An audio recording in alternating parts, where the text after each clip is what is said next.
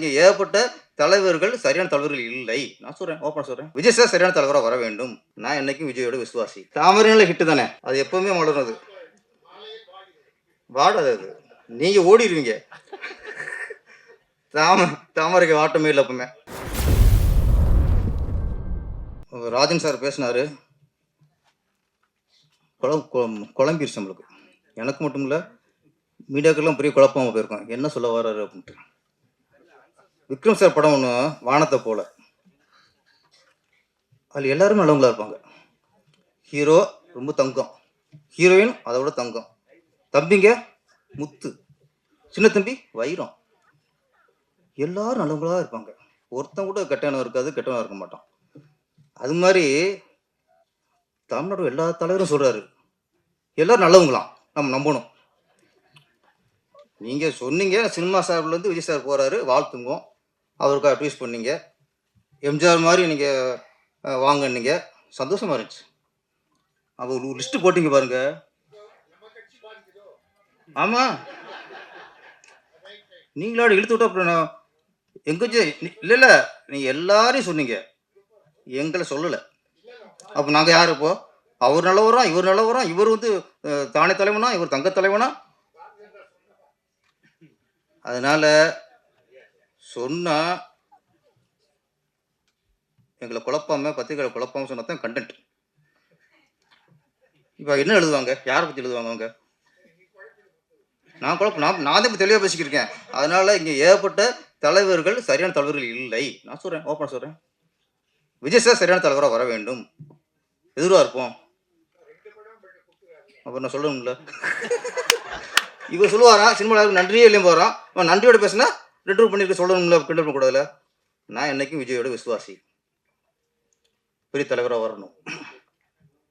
Okay, Rajan சாருக்கு ஒரு ஆப்பு. Okay, அடுத்த படத்தில் யார் என்ன பாட்டு தெரியாது எனக்கு. ஒரு பாட்டை பார்த்து கண்டுபிடிச்சிட்டேன், இது சினேகன் தான் எழுதியிருப்பாருன்ட்டு. என்ன உண்மையில முரட்டுத்தனம் ஆசை வச்சேன், அதானே வச்சேன், முரட்டு ஆசை. நீங்க தானே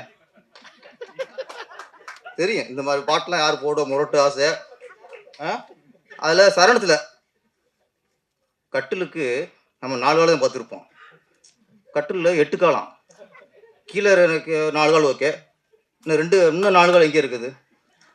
மனுஷன் கணக்கு போகிறவருங்க சினேகன். எல்லாரும் கட்டிலுக்கு 4 கால்னா இவர் கட்டிலுக்கு 8 காலம், கீழே 4 கால், மேலே 4 கால். அது எந்த கால்னு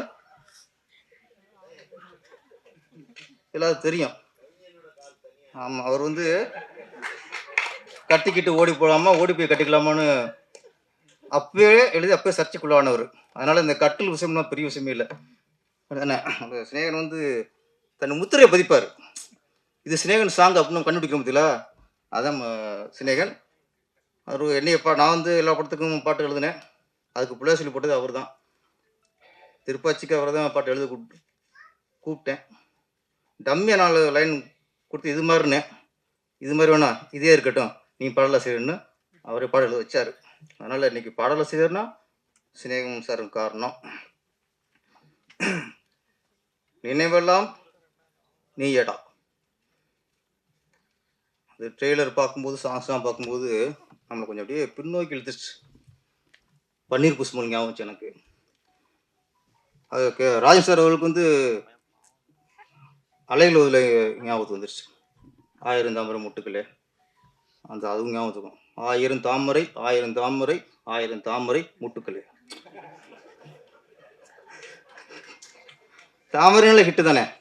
நல்லா அலைகளுவதில் வந்து அந்த 1000 தாமரை முட்டுக்களே மிகப்பெரிய ஹிட் சாங்கு. அதனால ராஜன் சார் வந்து அந்த 1000 தாமரை முட்டுக்கள் வந்து ஞாபகத்துக்கு வந்துருச்சு. அது எப்பவுமே வளரும் அது. வாடாது அது. நீங்க ஓடிடுவீங்க. தாமரைக்கு வாட்டமே இல்லை எப்பவுமே. அதனால எனக்கு இப்போ அப்புறம் பன்னீர் புஷ்பங்கள், மெல்ல பேசுங்கள், நிறைய படங்கள் வந்து அப்படியே வந்து போச்சு. இதயத்தை திருடாதே, நிறைய படங்கள் வந்து போச்சு.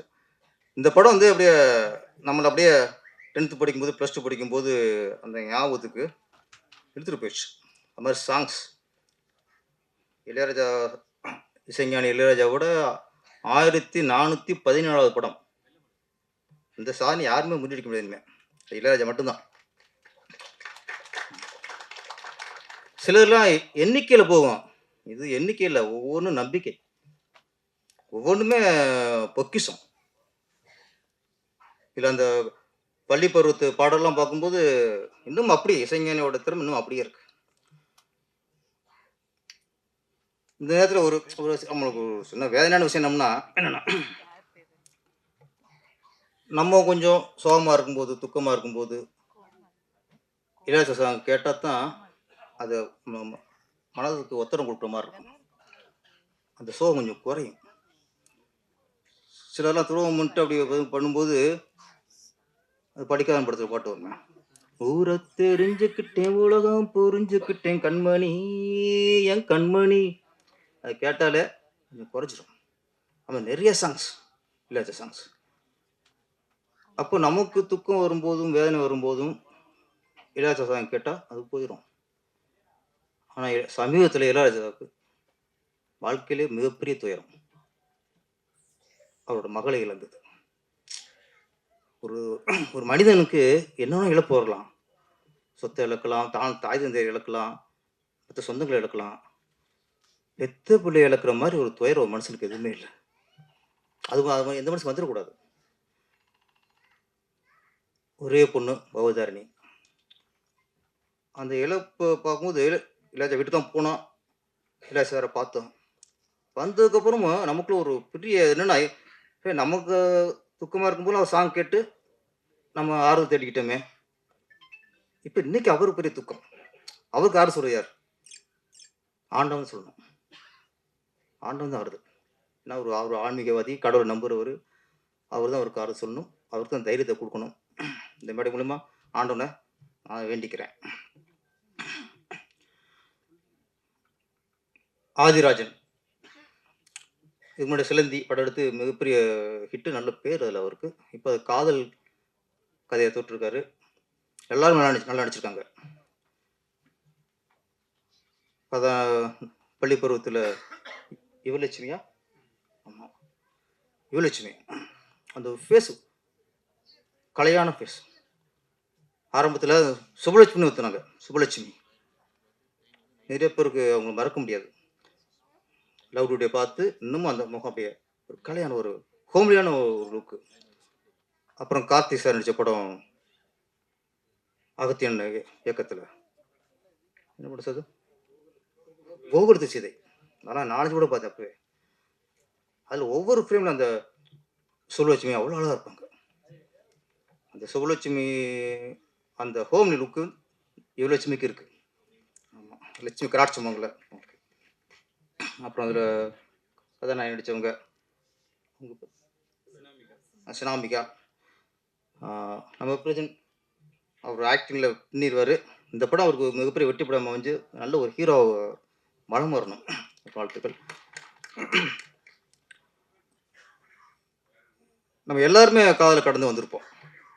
10th படிக்கும் போதும் சரி, இல்லை +2 எங்கேயாவது ஒரு காதல் வரும். அதுக்கப்புறம் காதலில் தோல்வி அடைஞ்சவன் பாக்கியசாலி, வெற்றி அடைஞ்சவன் முடிச்சு காலம் வாழ்க்கை பூரா போச்சு உனக்கு. ஏன் பாக்கியசாலின்னா, ஒரு பொண்ணு காதலிச்சு அதில் தோல்வி அடைஞ்சிட்டு நம்ம வேற யாரோ கல்யாணம் பண்ணால் கூட இந்த காதல் நினைக்கும் போது பசுமையாக நினைவுலாம் வரும். அந்த பொண்ணை காதலிச்சது, அந்த பொண்ணை கோயிலில் பார்த்தது, ஸ்கூலில் பார்த்தது ஞாபகம் வந்துட்டே இருக்கும். அதே பொண்ணு கல்யாணம் பண்ணிட்டா 2 வருஷம் நினைச்சாலே கஷ்டம். நாடா அப்படின்ட்டு நினைக்கிற ஒன்றுமே இருக்கா, லைஃப்பில் பூஜ்ஜியம் ஆயிரும். அதனால காதலில் வெற்றி அடைஞ்சவன் லைஃப்பில் தோற்று போயிட்டான். காதலில் தோல்வி அடைஞ்சவன் லைஃப்ல பசுமையான நினைவுகளை அப்படியே தாங்கி நிற்பான், ஜெயிச்சிட்டான். இன்னொன்று நான் முக்கியம் சொல்லிட்டு நான் விடப்பட்டேன். அப்படின்னா, இப்போ நம்ம 10th +2 லவ் பண்ணியிருப்போம் ஒரு பொண்ணை. அது கல்யாணம் எங்கேயோ போயிருக்கும். நம்ம யாரோ கல்யாணம் பண்ணி வாழ்ந்துட்டு இருப்போம். எல்லாருக்கும் இந்த ஃபர்ஸ்ட் லவ், முதல் லவ் மறக்கவே முடியாது.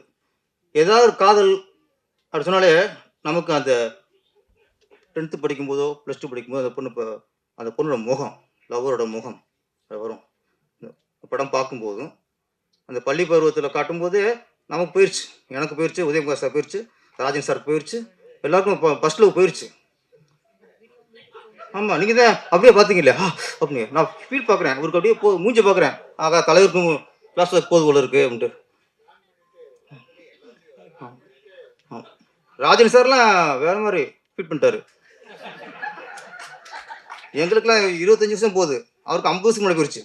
இவ்வளோ வித்தியாசம், காலங்களும் வித்தியாசம். எல்லாருமே சாங்க போது அவங்க பேக் கிளாஸ் பேக் போயிட்டு இருக்கு. அதே மாதிரி 40 வருஷம் 10 வருஷம் கழித்து நினச்சி பார்ப்போம், அதே முகம் ஸ்கூலில் பார்த்த அந்த பொண்ணு ஞாபகம் வரும். அதுக்கப்புறம் 20 வருஷம் கழித்து நினச்சி பார்ப்போம், அதே ஞாபகம் வரும். 40 வயசுலையும் நம்ம 20 வயசுல லவ் பண்ண நினச்சி பார்ப்போம். அந்த பாவாடை தாவணி, அந்த ரெட்டச்சடை, இதெல்லாம் உங்களுக்கு சேலையாக இருக்கலாம், எனக்கு பாவாடை தாவணி என்ன, இதெல்லாம் ஞாபகத்துக்கு வரும். இதை நம்ம அனுப்பிச்சுட்டே இருக்கணும். 60 வயசுலையும் முதல் லவ் அப்படிங்கும்போது அந்த ஸ்கூல் படித்த அந்த லவரோட முகம் தான் ஞாபகத்துக்கு வரும். ஒரே ஒரு விஷயம், ஆண்கள்லாம் உஷாராகிக்குங்க. காதலுக்கு அப்புறம் ஒரு 30 வருஷமோ 40 வருஷமோ கழித்து நம்ம ஊருக்கு போவோம். அப்போ சொல்லுவாங்க, உன் லவர் உன் ஆள் வந்துருக்குடா அப்படிம்பாங்க. போய் பார்த்துடாதீங்க, முடிஞ்சு கதை. ஏன்னா நம்ம பார்க்கும்போது அப்படியே ஸ்லிம்மாக சிம்ரன் மாதிரி அப்படியே ஹோம்லியா சொன்ன சுபலட்சுமி முகம் இருக்கும், சிம்ரன் எடை இருக்கும், பாவடையெல்லாம் போட்டு அவ்வளோ அழகாக தேவதமாக இருந்திருக்கும். நம்ம 20 நிமிஷம் பார்த்தோம்னா அந்த இடை இருக்காது. நான் சொல்ல, என்ன முகம் நினைச்சாலும் அந்த முகம். நான் 10th படிக்கும்போது அந்த அந்த முகத்தையும் நம்ம மேட்ச் பண்ணி பார்ப்போம், ஆஹா ஒத்து வராது. அவ்வளோதான். என்னடா பையன், என்னடா என் பொண்ணுக்கு அடுத்த வருஷம் கல்யாணம் வாங்க கையா. இதுக்கப்புறம் பார்த்துட்டு வந்தோம்னா இப்போ அடுத்த யாரோ முதல் காலில் பேசும்போது அந்த தேவதை வந்தால அவ வரமாட்டான். கடைசியாக பார்த்தோம் பாருங்க, இதுதான் வந்து நிற்கும். மனுஷன் புடிஞ்சு பசுமையாக நினைவும் வராது, அந்த முகமும் வராது, எதுவும் வராது. அதனால எல்லாருக்கும் சொல்லிக்கிறேன், உதயகுமார் சார் உட்பட, ராஜன் சார் உட்பட, சினேகன் உட்பட. சினேகன் அவருக்கு பிரச்சனை இல்லை, அவர் எப்போ பார்த்தா ஓகேன்னு வருவார். ஏன்னா இந்த கட்டுப்பிடி வைத்தியம் பண்ணுறவங்களுக்கு வயசுலாம் ஒரு பிரச்சனை இல்லை என்ன. அதனால் அவர் சினேகன் சார் இந்த லிஸ்ட்டை சேர்க்க முடியாது. நான் என்ன மாதிரி உதயகுமார் சார் அவளை சொல்கிறேன். அதனால நம்ம லவ் பண்ணோமா, ஃபர்ஸ்ட் லவ்வா, அதை எந்த வயசுலையும் நினச்சி பார்த்தோமா, அந்த முகத்தை நினச்சி பார்த்தோமா, அப்படியே வாழ்க்கையை கிடச்சிடணும். சாக கிடக்கும்போது லவ்னா அந்த முகம் வரணும், தேவை வரணும், நினச்சி செத்து போயிடணும். இடையில போய் 20 வருஷம் கழிச்சு ஒரு லவ்வரை பார்த்தோம்னா லைஃப் காலி. அதனால் பசுமையான நினைவுகளோடு வாழ்வோம், பசுமையான நினைவோடு இருப்போம். முதல் லவ் நினைப்போம், முதல் காதல் நினச்சிட்டே இருப்போம். ஓஹா வீட்டில் ஓர பெஸ்டனும் சார் இப்போ தான் வீட்டு ஞாபகம் வருது. சரி சாரி.